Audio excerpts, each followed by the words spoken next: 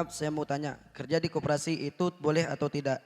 Soalnya setiap peminjaman itu pakai bunga. Jika misalnya dilarang oleh agama, bagaimana jika saya terpaksa melakukannya dengan alasan tidak ada yang mencari nafkah? Kakak saya sudah berkeluarga dan kondisi orang tua saya tidak memungkinkan untuk bekerja. Terima kasih. Baik, semua pinjam meminjam yang ada kelebihannya namanya apakah? Apakah diberi nama si cantik atau si bunga atau si kembang sama? Setiap peminjaman yang kembalinya adalah ada tambahannya, maka itu namanya riba dan haram. Adapun nama dipercantik nggak akan merubah. Barang busuk tetap kalau dibungkus dengan nama apapun tetap tidak baik. Baik, adalah riba. Kalau riba adalah haram, maka bagi siapapun hendaknya menghindari dari keharaman. Adapun urusan rizki, kita harus yakin tidak ada yang melata di atas bumi kecuali Allah yang memberikan makan. Maka jangan kalah dengan tawakalnya cicak.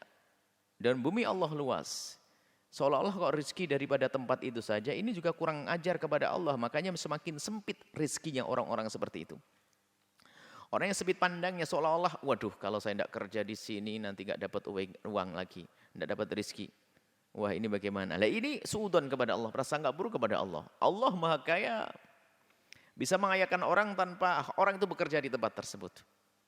Maka berpikirlah untuk meninggalkan tempat tersebut, perlahan demi perlahan, mantapkan dulu. Tentunya hati harus mantap, kemudian persiapkan mental itu artinya apa? Ya mungkin saat ini harus sabar karena gajinya tidak seperti waktu itu. Mulai berkurang cara makannya dibenahi, cara menu makannya dikurangi sedikit. Sampai hijrah dan hatinya mantap, hatinya tenang. Jadi sebisa mungkin Anda berhijrah dari satu lembaga keuangan yang di situ ada ribanya. Anda harus yakin ini, Allah Maha Kaya. Allah itu bisa mengayakan orang dengan keharaman, Allah bisa mengayakan orang dengan kehalalan.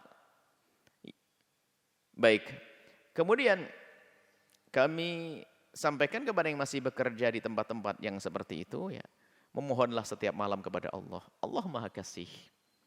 Yang penting jangan sombonglah dengan fatwa ulama, karena Anda tidak akan ditolong. Repot banget dengan fatwa begitu, Anda akan repot selamanya. Anda akan repot selamanya. Akan tetapi ingat, di saat mendengar petuah para ulama yang mengatakan pekerjaan Anda haram, ini sebetulnya kabar gembira bagi Anda. Karena apa? Kalau memang Allah tidak menghendaki kebaikan bagi Anda, Allah sudah tulikan telinga Anda tidak akan dengar dari kemarin. Tapi tiba-tiba Anda mendengar petuah, oh haram, lah ini lumayan. Anda diingatkan oleh Allah. Tinggal Anda rasakan dengan hati Anda memohon, ya Allah entaskan aku dari riba ini, ya Allah entaskan aku dari keharaman ini, ya Allah. Berusaha dan berusaha perlahan demi perlahan, harus ada perubahan.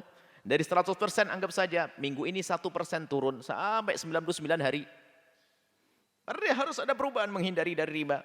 Maka kalau seperti itu Anda mulia di hadapan Allah karena Anda menuju tobat. Kalau seandainya Anda mati sebelum tuntas tobatnya, Allah sudah mengampuni karena Anda sudah niat tobat.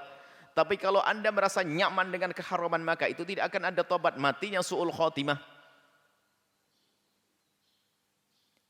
Yang terakhir, bagi saudara-saudari yang sudah baik kerjaannya halal, kemudian melihat saudaranya masih bekerja di tempat-tempat yang ada ribanya, tolong jangan pandang mereka dengan pandangan pici dan merendahkan. Karena bisa jadi mereka setiap malam menangis menyesal hanya karena kasusnya seperti yang bertanya, nggak ada yang bekerja, nggak ada nafkah lagi, maka saya terpaksa kerja di tempat tersebut. Ada di antara mereka yang semacam itu. Bagi yang masih bekerja di tempat yang haram tersebut, berusahalah untuk meninggalkan tempat tersebut. Perlahan demi perlahan, persiapkan. Kemudian bagi yang sudah terbebaskan dari riba, maka pandanglah saudaramu dengan pandangan kasih sayang dan cinta. Doakan mereka, jangan merendahkan. Awas, hati-hati, jangan merendahkan pendosa sekalipun.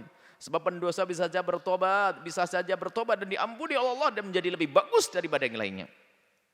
Allah Maha Kasih, maka pandanglah mereka dengan kasih. Jangan mandang dengan merendahkan. Bahkan kadang kesombongan kita, ini ustadz apaan, haji apaan, nyumbang tapi masih melakukan riba. Nah ini sudah merendahkan.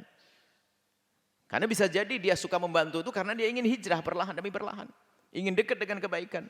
Maka ingat, siapapun yang sudah terbebas dari riba, jangan sekali-kali merendahkan saudara-saudari kita yang masih berurusan dengan riba.